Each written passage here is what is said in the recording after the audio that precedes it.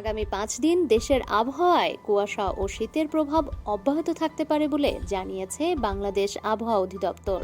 মধ্যরাত থেকে সকাল পর্যন্ত সারা দেশের অনেক জায়গায় মাঝারি থেকে ঘন কুয়াশা পড়ার আশঙ্কা রয়েছে।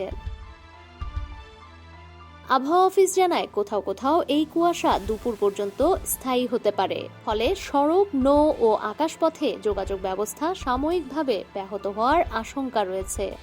বর্তমানে পশ্চিমবঙ্গ ও তৎসংলগ্ন এলাকায় উপমহাদেশীয় উচ্চচাপ বলয়ের একটি বর্ধিতাংশ অবস্থান করছে। একই সঙ্গে মৌসুমের স্বাভাবিক লঘুচাপ দক্ষিণ বঙ্গোপসাগরে রয়েছে, যার প্রভাব দেশের আবহাওয়ায় পড়ছে।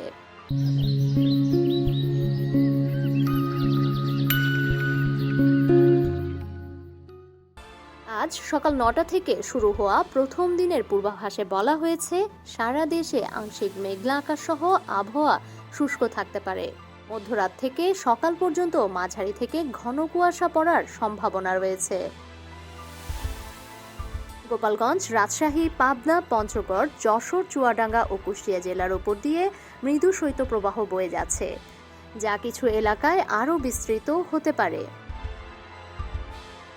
পরবর্তী কয়েকদিনে রাত ও দিনের তাপমাত্রা ধীরে ধীরে কমতে পারে বলে আভাস দিয়েছে আবহাওয়া অধিদপ্তর।